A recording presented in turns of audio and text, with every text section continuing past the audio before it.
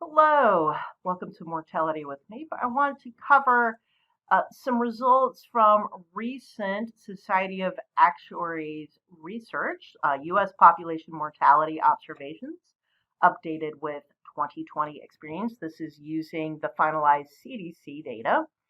Jerome Holman and Cynthia McDonald did this study. So they did the work. I'm just going over, just showing some highlights that I found while reading their study and looking at their dashboards. Now, what I'm going to look at, I'm going to point out a few things. There's a whole bunch of materials that come with this. They have a PDF. There's a whole spreadsheet. I'm not going to demonstrate the spreadsheet. I'm going to tell you what I'm not going to do. I am going to show you some stuff from the PDF, but not everything. And they have a whole bunch of Tableau dashboards. There's dashboards that have to do with these socioeconomic quintiles, which has to do by county. I don't want to spend time on explaining that methodology and results and that kind of thing. They've been doing a variety of research that's based on that, and I want to, if I cover that, I'd do that in a separate video. That said, the SOA, I'll link to the page where they actually have, some discussion over that prior research, because they've been developing this socioeconomic quintile at the county level research for some time now. I was on one of the project oversight groups on some of the earlier iterations of that research. So they've already done it. Let me leave it to them. So let's look at the PDF. So let's take a look at this table of contents. And again, I'll talk about what I will talk about and what I won't talk about. So I'm not going to talk about the executive summary per se, because I'm just going to jump into the specific sections, and the things that I consider notable that are in the executive summary, I will talk about in those particular sections. And that's the overall population results, the sex differences, age group results, and then some of the cause of death issues. And yes, I noticed there are some issues with some typos in the table of contents here, which happens. So liver, it's not liver 19, it's liver is on page 19. And yeah, there's some capitalization issues. So there's also, and we'll look at this in a moment, I'll be showing you one of the Tableau dashboards that they have and how to interact with it and interpret the results in that dashboard. Okay, so let me explain what we're looking at here. I'm going to primarily be sticking to the graphs and tables. What we're seeing here is the mortality improvement. So if there is a positive percentage, that means mortality rates decreased. If there's a negative percentage, that means the mortality levels increased. As well, we know mortality increased in, and I know this is, kind of, flipping the brain here. Mortality increased by quite a lot in 2020. So we have a very large negative number in 2020. This is on the left-hand side. So we have an annual rate. They also removed COVID as a cause. They say, okay, let's just remove COVID. Then what's the mortality change? It's still very negative, -5. They also did a version where it's kind of smoothing, and we're looking at the 5-year average result. And this is very interesting when we look at this trajectory. So if we look at this annual change, kind of goes up and down and up and down, we see there were a couple of years where there was what we like to call disimprovement of mortality. We didn't have mortality going down every year, so it wasn't positive every year. It kind of was close to zero, or, went down. You may have heard some news a few years where life expectancy went down. Those were some of those bad, negative mortality improvement years there. And what do we see over here with this 5-year average? has been a general decreasing of the trend that mortality improvement has been slowing in general.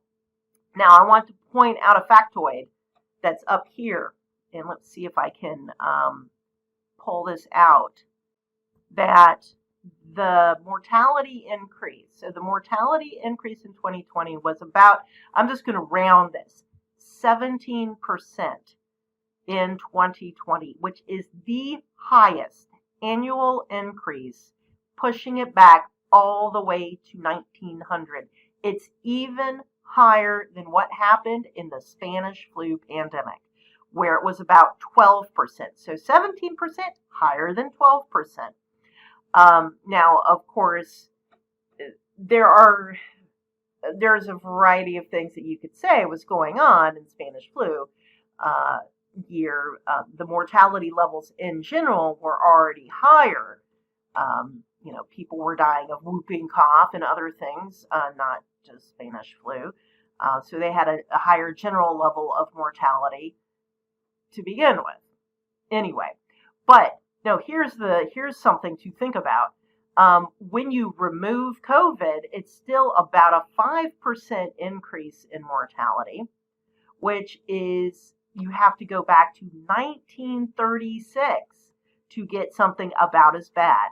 So 1936, there was about a 6% increase in mortality. Okay.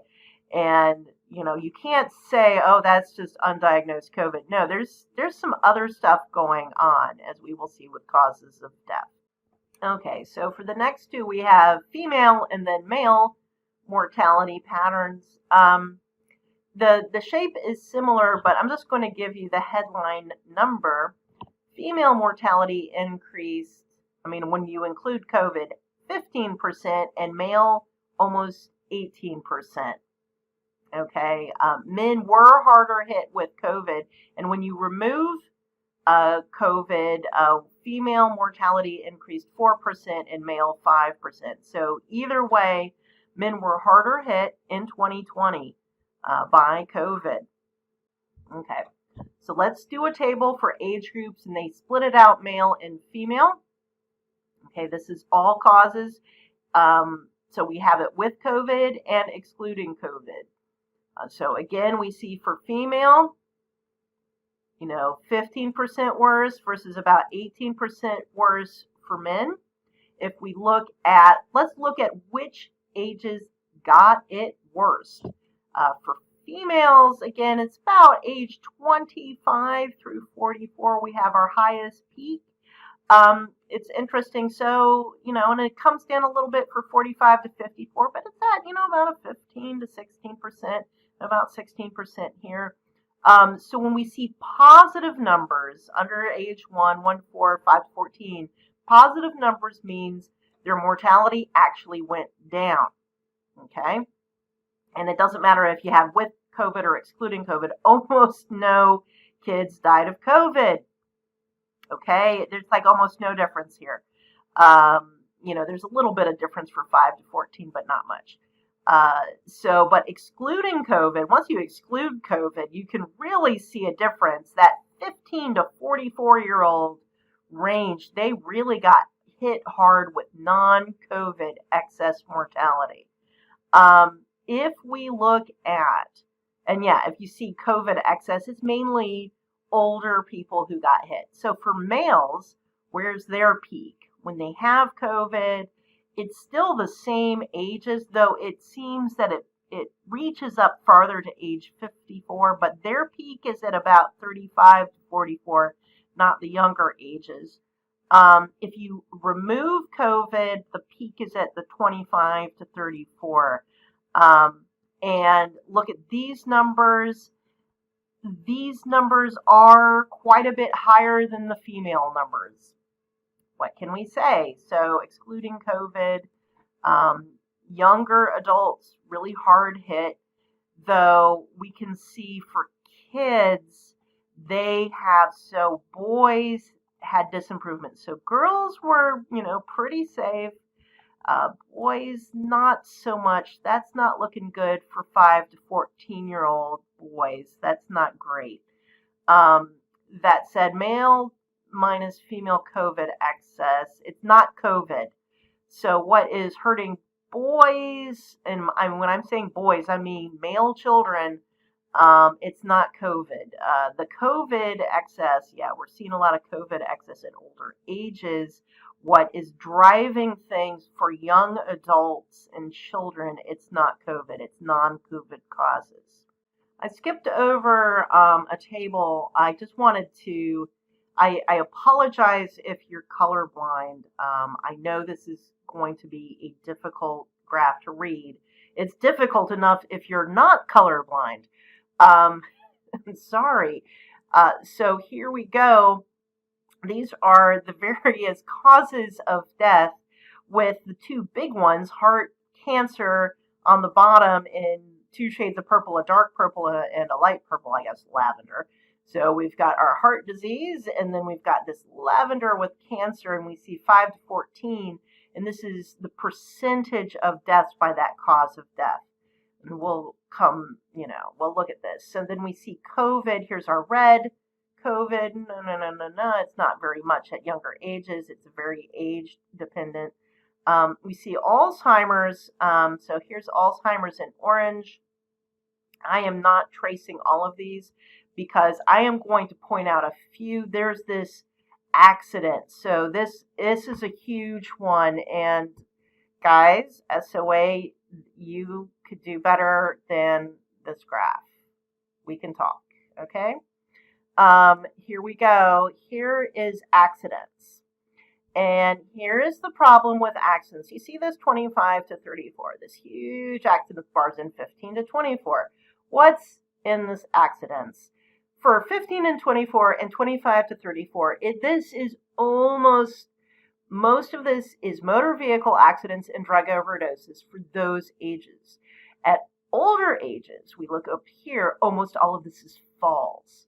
Okay, so it differs, at ages down here in children, 5 to 14, for example. It's not drug overdoses. It's like motor vehicle accidents and things that we really think of when we think of accidents, like, drowning and, just, all sorts of crazy accident kind of things. So these kind of greenish ones, these are accidents. And then we have suicide here. Here's one that's not pleasant. This kind of medium grayish blue is homicide. It says assault. Thanks, guys. Call it assault. It's homicide. Can we use, we're using suicide here. If you're using the term that they're using at the CDC, that they actually say self-harm, not suicide. Assault, this is homicide. Just put homicide. Okay, so this is homicide, and you'll see 15 to 24. That's actually a pretty large percentage, and this is for 2020. It wasn't that large in 2019, if I remember correctly. We're not really investigating the under one because that's infant mortality. A lot of this is stuff like congenital and SIDS and other things that are specific to infant mortality. Let's see, yellow is diabetes. So there's other significant causes of death.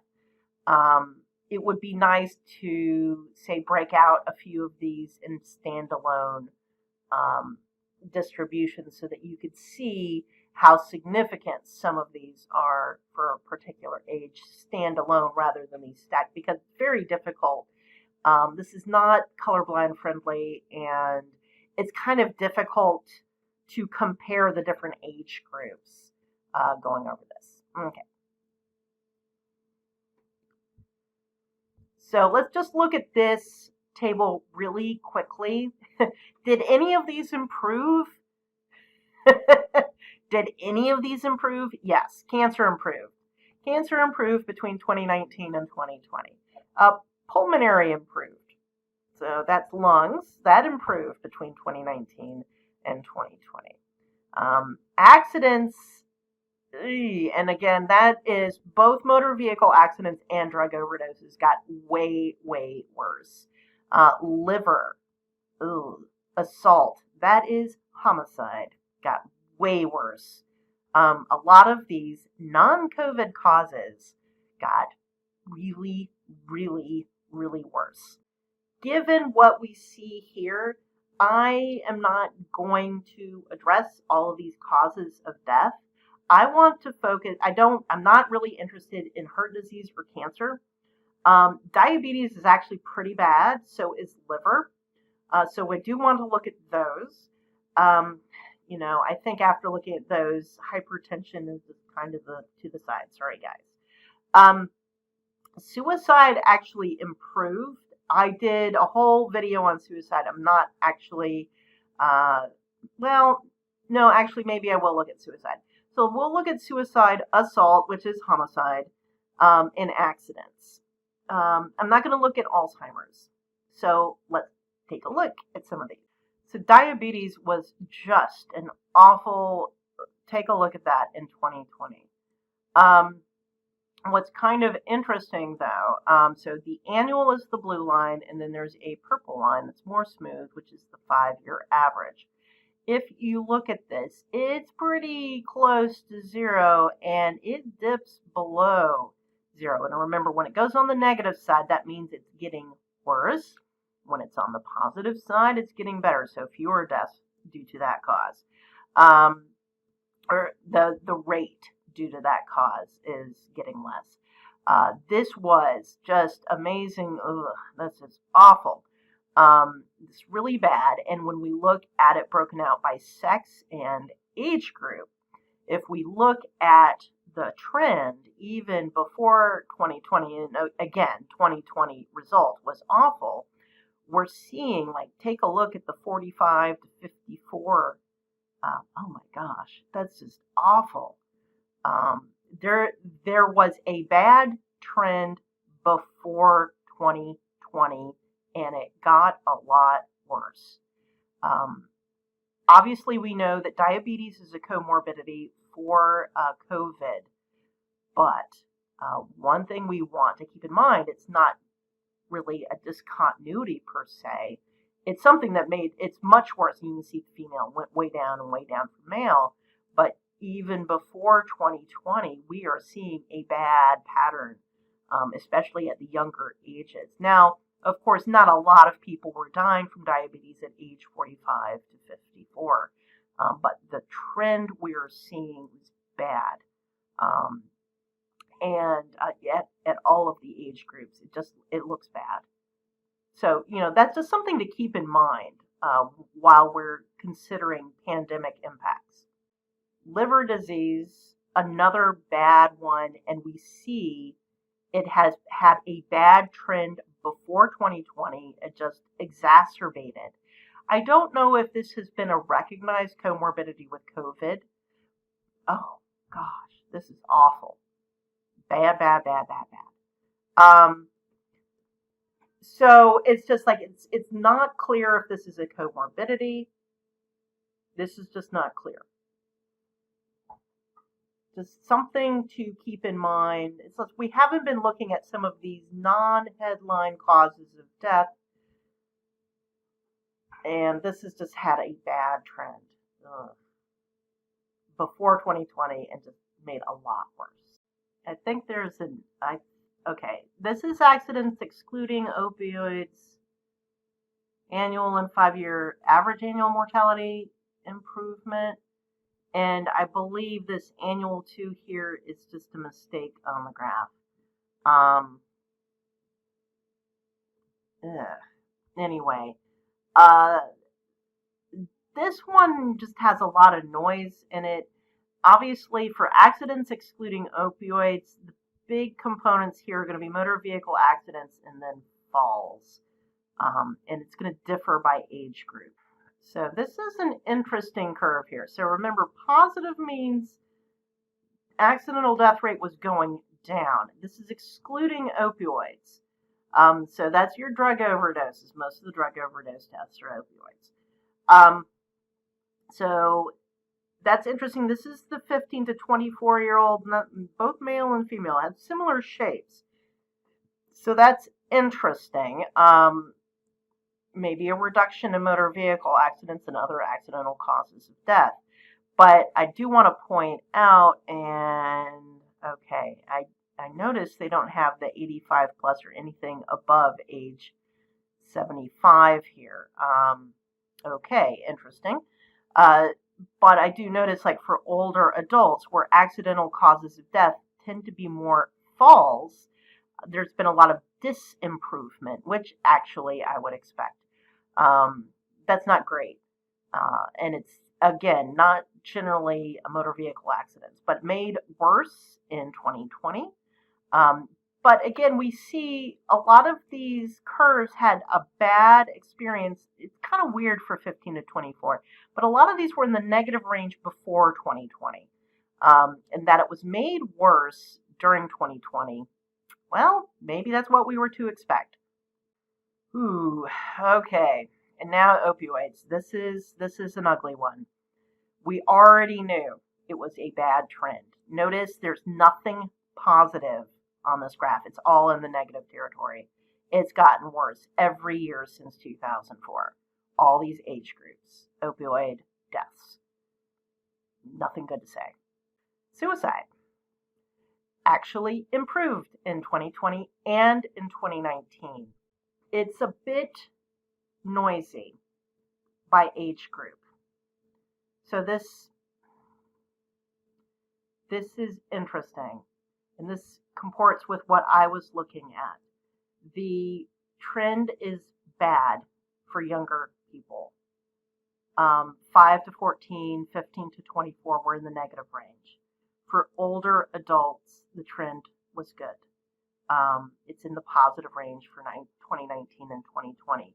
So you can have a situation, we'll go back up here, that for the overall population, we see for 2019 and 2020, you had improvement for this rate. But for younger age groups, and if you remember from my post on suicide, the suicide death rates for younger ages, for 15 to 14 and 15 to 24, these aren't the same age groups I used, but approximately those death rates are lower than for these older adult age groups. So these being reduced will have a bigger effect than on the younger ages. And finally, I'm going to demonstrate one of their Tableau dashboards, which shows the population mortality by sex, but they also have, to the right here, these tables where it does the age groups and shows the 5-year and the 1-year change in mortality. I'm not going to do the county quintile groups. I don't want to demonstrate that, but we can change it for cause of death. This is for all cause of death. Let's look. We're not going to do COVID because that's just a single point. So let's do diabetes. Let's just do one of the natural ones. So we knew that went up by quite a bit in 2020. So we can see male is higher than female. You can see that goes up. Let me do one, and we can see how that changed by age group and male and female for 2020. Let's do Alzheimer's and dementia. And I picked that one because that's one I know is higher for female than for male. It's one of the few causes of death that's higher for women than for men. And that is for the same age. There's a higher incidence of Alzheimer's and dementia for women than for men at the same age. It's not just because women live longer. We're not sure why, by the way. It's just, I know it to be true. So something for you to know. And this has been something that has been an increasing rate, and it went up in 2020.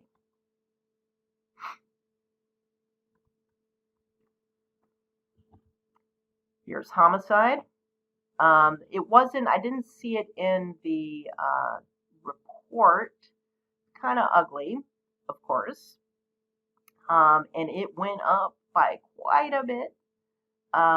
And specifically, so let's take a look. Obviously, homicide, and it's assault, but that's homicide. It's much worse for men than for women. And this is not about who's the perp. It's about who dies. And the 1-year change was about 30%, but if you look at by age group,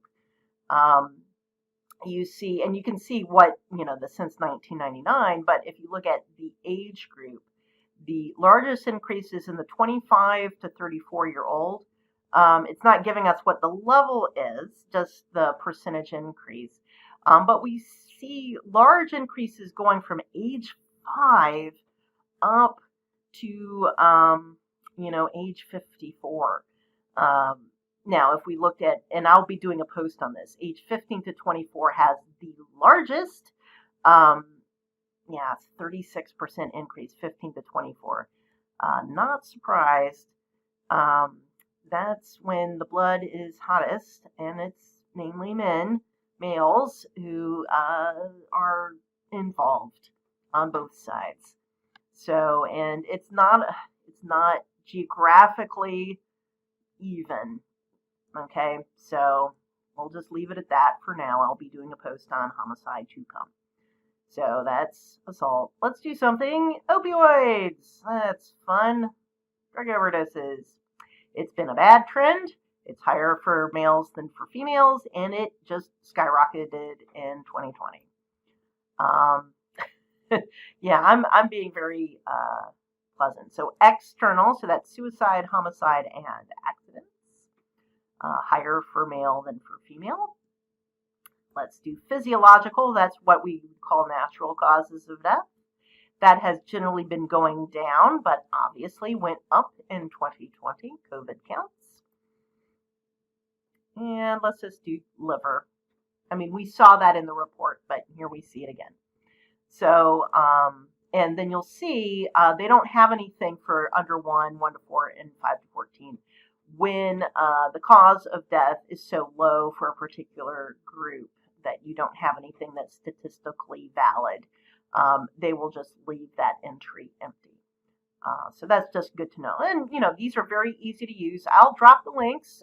Anyone can use these. It's free. You can download the PDF and you can play with the Tableau dashboards. They've been really good at creating more and more tools that are accessible for, you don't have to be an actuary to use them. You don't have to be a member of the Society of Actuaries to play around with their data tools. So great to go, Society of Actuaries.